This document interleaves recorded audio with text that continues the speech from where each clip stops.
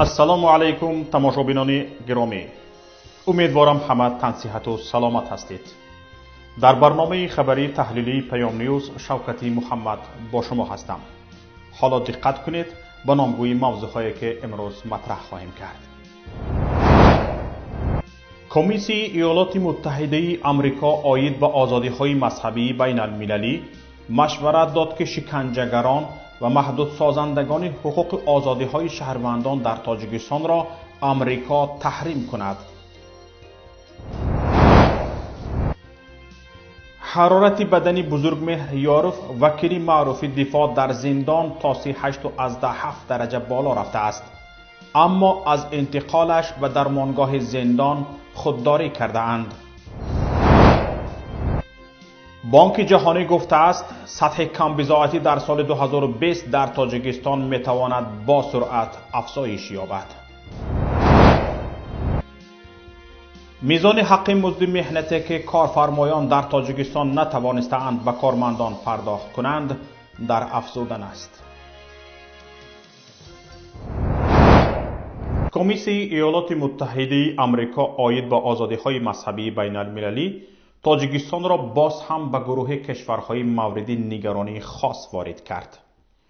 تونی پرکینز، رهبر کمیسی ایالات متحده آمریکا عاید به آزادی‌های مذهبی بین المللی، ضمن معرفی این گزارش گفته است که در این گزارش از وضع 14 کشور اظهار نگرانی شده است که به گروه کشورهای مورد نگرانی خاص شامل هستند. در این کشورها حکومت‌ها به نقض حقوق پیوسته، دائمی و دهشتبار دست می‌زنند. طور رادیوی آزادی ترجمه این گزارش را نشر کرده است. کمیسی ایالات متحده آمریکا عاید به آزادی‌های مذهبی بین المللی قید کرده است که در تاجیکستان سال 2019 وضع آزادی‌های از جانب دولت محدود شده دینی باز هم بدتر شده است. رژیم رئیس جمهور امام علی الرحمن سیاست سرکوبگرایانه را تقویت داده است. مناسبت‌های آشکار مردم به دین را سرکوب و اقلیت‌های دینی را تعقیب کرده است. طبق گزارش کمیسی عاید به آزادی‌های مذهبی بین المللی، مقامات تاجیکستان رکن‌ها و مراسم‌های دینی را سرکوب کرده، تعقیب افراد برای ریشه‌داری و حجاب پوشی را ادامه داده است. با بهانه مبارزه با توندگرایی دینی، اعضای حزب نهضت اسلامی تاجیکستان اذیت شده. اعضای خانواده‌های زندانی‌های حزب نهضت اسلامی تاجیکستان که در نشست حقوق بشری سازمان امنیت و همکاری اروپا شرکت کردند، آزار دیدند. در گزارش از یک سخن رئیس جمهور امام علی الرحمن درباره لباس‌های معرفی کننده فرهنگ بیگانه نیز یاد شده است. شاید این باشد. شما تمام دخترها را فهمانین، اونایی که حجاب به سر میکنن بعضن و میکنن، پیش از همه این بیسوادی بی‌معرفتی است. سوادی کافی ندارن اونا و هم گمراه گشتگان. محققان آزادی‌های دینی در تاجیکستان به حکومت ایالات متحده آمریکا مشورت می‌دهند که برای اصلاح وضع باید من بعد به تاجیکستان یاری‌های بشردوستانه را با گذاشتن شرط ارائه کرده نسبت برخی ساختارهای دولتی و شخصیت‌های جداگانه تحریم‌های هدفمندانه جاری کند. تحریم باید به ساختارهای مربوط باشد که دست به نقض شدید آزادی‌های دینی می‌زنند.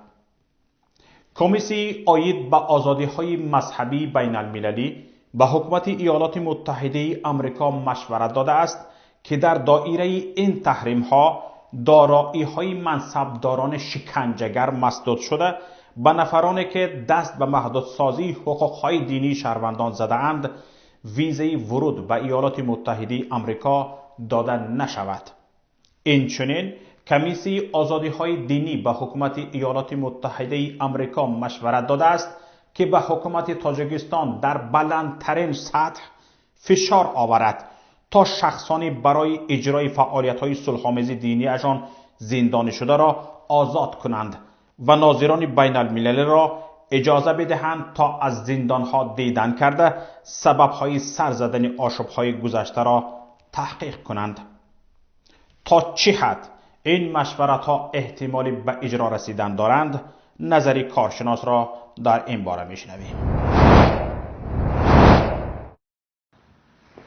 البته آنچه که امروزها در کشور میگذرد برای کسی پوشیده نیست و آنچه این سازمان آمریکایی حکومت تاجیکستان را در این لیست سیاه خود قرار داده و بر پیشنهادهایی که درباره تحریم ها علیه مقامات تاجیکستان کرده است، این نتیجه چندین سال حقوق پایمالکنی های حکومت تاجیکستان است و ما میدانیم که در سالهای گذشته نیز این سازمان حکومت تاجیکستان را در روی خط سیاه خودش قرار داده بود، ولی این حکومت تا حال به این توصیه ها توجه نکرده است. ولی ما باور داریم که تمام این کارها نتیجه خواهند داد.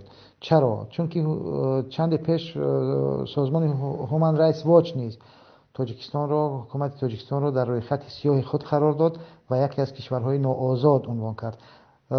پایمالشوی حقوق آزادی بیان، حقوق انسان، تمام اینها هم در تاجیکستان به شدت رشد کرده است و این نگرانی تمام سازمان‌های بین المللی و کشورهای آزاد را به بار آورده است. بنابراین در دراز مدت چون می‌بینند که به توصیه ها عمل نمی‌شود، نمونه آشکارتر این می‌توانیم بگوییم که اون طلب سازمان ملل متحد برای آزاد کردن محمد علی حی زید سیدوف و چندین زیاده از 16 نفر از عضو ریاست عالی حزب نهضت اسلامی تاجیکستان بود که حکومت تاجیکستان به آن توجه نکرد. پس سازمان ها و کشورها هم می‌بینند که یک حکومت دیکتاتوری که به هیچ قانونی بین المللی پایبند نیست مجبور میشوند آهسته آهسته به اون سمت بروند که این حکومت و این دیکتاتور را و جنایتکاران اون رژیم را در روی خطهای خاص خود قرار بدهند و اونها را مورد تحریم ها قرار بدهند و مطمئنم که این به زودی صورت میگیرد نسبت حکومت تاجیکستان، اگرچه حکومت هم در این زمینه خیلی کوشش میکند که وارد لیست تحریم ها نشود، ولی باور دارم که اگر سازمان های حقوقی بشری که در خارج از تاجیکستان قرار دارند و دیگر سازمان های حقوقی که در داخل تاجیکستان هم قرار دارند دست به دست هم بدهند و تلاش بیشتر کنند، مطمئنا جنایتکاران وارد این لیست سیاه تحریم ها خواهند شد و مجبور می شود حکومت تاجیکستان که نسبت به حقوق انسان توجه بیشتر ظاهر کند و دست از این سیاست های سرکوبگرانه و این خودکامگی بیش از حدی که به اون سمت روانه است بردارد. البته نتیجه اونه که مردم میگویند، مثلا اون چی که فکر میکنیم زیاد برای ما نو نیست و شما نتیجه اون را در همین مبارزه با ضد کرونا ویروس هم میبینید که مردم در حالت فوتیدن هستند، مردم رو کرانتین میکنند، مکتب ها رو تعطیل میکنند، تمام چیز رو میکنند، ولی میگویند که تا حال کرونا ویروس در تاجیکستان وجود ندارد و نمیخواهند مردم رو دروغ میگویند، با جامعه جهانی دروغ میگویند و این دروغگویی ها دیگر الکی برای مردم آشکار است و مردم درک میکنند که حکومت تاجیکستان در اینجا چیکار کرده ایستاده است و تمام اینها نقض حقوق انسان، نقض حقوق بشر محسوب می شود و باوری داریم که در آینده نزدیک این جنایتکارانی که در این کارها، در این جنایت ها دست دارند در لیست تحریم ها هم وارد شوند و چگونه که خبر داریم سازمان های حقوقی در خارج بوده تاجیکان هم در این زمینه فعالند و تلاش خود را کرده ایستادند که همین مقامات در یک لیست های چنین لیست های تحریم ها وارد شوند. در همین حال سازمان عفو بین الملل یا امنستی اینترنشنال در قطار برخی حکومت های اروپای شرقی و آسیای مرکزی تاجیکستان را برای واکنش سرکوبگرایانه و خشونت آمیزش در مقابله با پهنشوی کرونا ویروس و همچنین برای نادیده گرفتن خطر پاندمی کرونا ویروس انتقاد کرد. در گزارش آخری سازمان عفو بین الملل که امروز ترجمه آن را رادیوی آزادی نشر کرد، گفته می شود که رهبران سیاسی بلاروس، تاجیکستان و ترکمنستان جدیت پاندمی کووید 19 را ناچیز گرفته برای مقابله با این ویروس چاره‌های مردمی را تبلیغ کردند. سازمان عفو بین الملل رئیس جمهور امامعلی رحمان را به آن گناهکار دانست که خطر کرونا ویروس در تاجیکستان را همانا ناچیز می شمارد و ادعا دارد که نمونه های معیار تازگی انفرادی و پاککاری تاجیکستان سبب آن شد که در تاجیکستان هیچ یک حادثه گرفتاری به کووید 19 وجود ندارد. همین طور تماشابینان عزیز، همه طرفه با این سیاست نادرست رژیم زیر بار تنقید سازمان‌های بین المللی مانده ایم. چی به ما خلل میرساند که مثل سیاست امروزه کشوری همسایه ازبکستان یک سیاست نسبتاً مردمی را پیاده سازیم و مردم کشور را از سرسانی نجات داده متحدی را به میان آوریم. به فکر شما تماشابینان عزیز چی باید کرد؟ لطفاً نظرهایتان را در این باره زیر این نوار نویسید. طبق اطلاع جمشید یاروف برادر بزرگمهر یاروف، حرارت بدن وکیل معروف دفاع تا 38.7 درجه بالا رفته است. اما مقامات زندان رقم 1 شهر دوشنبه که یاروف آنجا قرار دارد از انتقالش به درمانگاه زندان خودداری کرده اند. این و چند خبر و رویدادهای دیگر را در گزارش همکارم صفیه بشنوید. حرارت بدنی بزرگمهر یاروف وکیل دفاع معروف و زندانی سیاسی تاجیک بلند است، اما مسئولین زندان اساس برای بستری کردن او نمی‌بینند. طبق اطلاع جمشید یاروف برادر بزرگمهر یاروف، حرارت بدنی وکیل معروف دفاع تا 38.7 درجه بالا رفته است، اما مقامات زندانی رقم 1 دوشنبه که یاروف آنجا قرار دارد از انتقال او به درمانگاه زندان خودداری کردند. مقامات زندان سبب تب کردن یاروف را از بالا بودن حرارت زندان دانستند. طبق اطلاع منابع پیام، 3 نفر از زندانبان‌های زندانی رقم 1 شهر دوشنبه با وضع وخیمی سلامتی و گرفتاری شدید نفس به بیمارخانه انتقال یافتند. تخمین می رود همین زندانبان‌ها سبب انتقال ویروس کرونا به زندان شدند. قبلا روزنامه‌نگار تاجیک مقیم اروپا شهرت رحمت الله از پایان نرفتن حرارت بلندی پدرش زندانی دیگری سیاسی رحمت الله رجب در همین زندان خبر داده گفته بود که دوامی 3 روز است پدرش در زندان تب می کند. بانک جهانی در گزارش نوبتیش نوشت که در تاجیکستان نارسایی بودجه افزوده مبلغ گذاری به خراجات کم می شود. تحلیلگران بانک جهانی تخمین می کنند که رشد مجموعی محصولات داخلی کشور تا 1.7% پایین می رود. در پیشگویی بانک جهانی درباره وضع ماکرواقتصادی در تاجیکستان که روز 27 اپریل انتشار شد، گفته می شود که خروج کووید 19 و خوف‌ها برای رشد در روسیه سرچشمه اساسی انتقال پول مهاجران به بدشوی نظررسی ساختار ماکرومالیوی باعث گردید. مؤلفان گزارش انتظار دارند که در نتیجه خروج کرونا ویروس و سست‌شوی رشد اقتصاد در روسیه و چین، امسال رشد مجموعی محصولات داخلی تاجیکستان تا 1.7% و حتی پستر از آن کاهش می‌یابد. در پیشگویی تاکید می شود که این عاقبت‌ها از با سرعت پایین روی حجم سودا و پس‌شوی نرخ به اشیای خام، کاهش امکان‌پذیر انتقال پول و بد شدن دورنمای رشد برای ساحه‌های نقلیات و سیاحی عبارت خواهند بود. اقتصادچیان بانک جهانی از احتمال دور نمی‌دانند که با همین سبب‌ها امسال نارسایی بودجه افزوده، امکان مبلغ گذاری حجم زیادی خراجات از جانب حکومت محدود می شود. همزمان سطح کمبیزاتی در سال 2020 می تواند با سرعت افزایش یابد.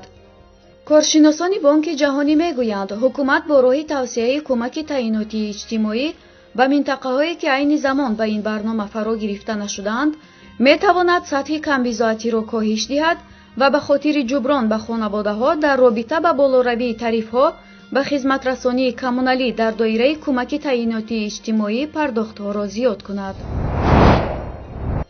کارشناسان امور اقتصادی به این باورند که پس از پهن شدن کرونا ویروس بنابر بسته شدن کارخانه‌های استحصالی و صنعتی روسیه، مبلغی که مهاجران تاجیک به تاجیکستان می‌فرستند 50% کم خواهد شد.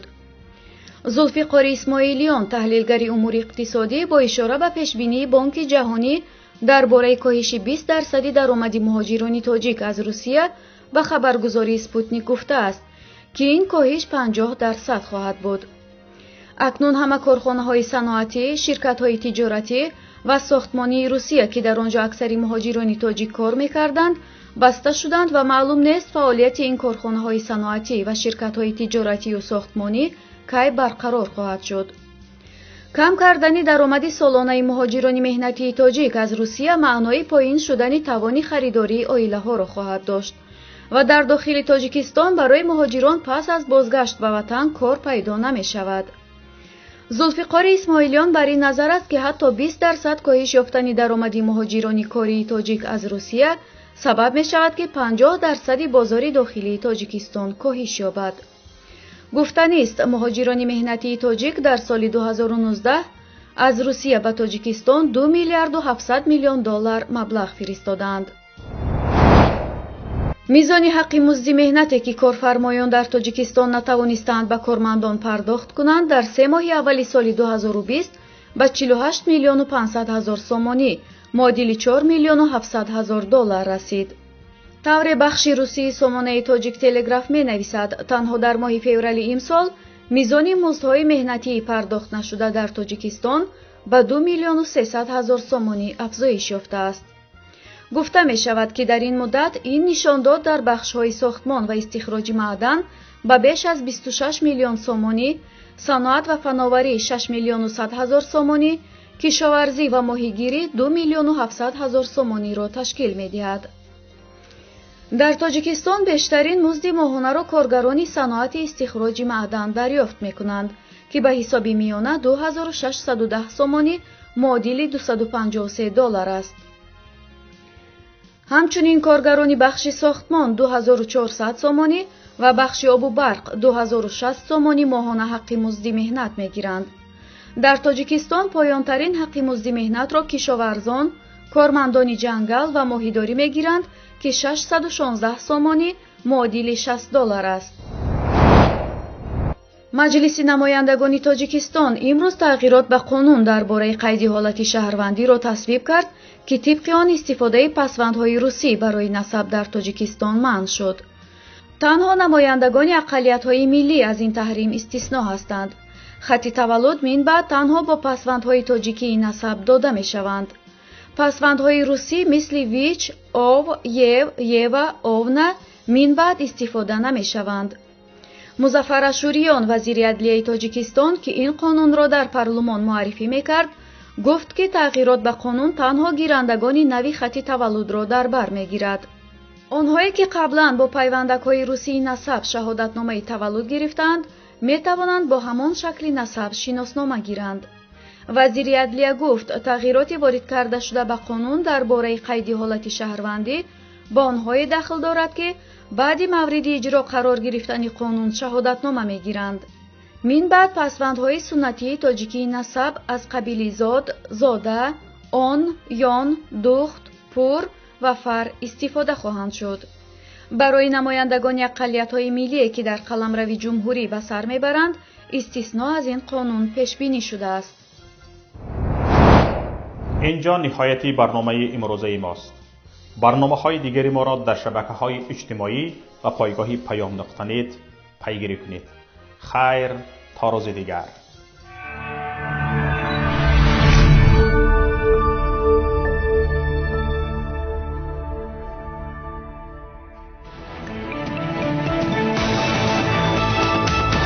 رادیوی پیام در فضای سیاست صدای جدید.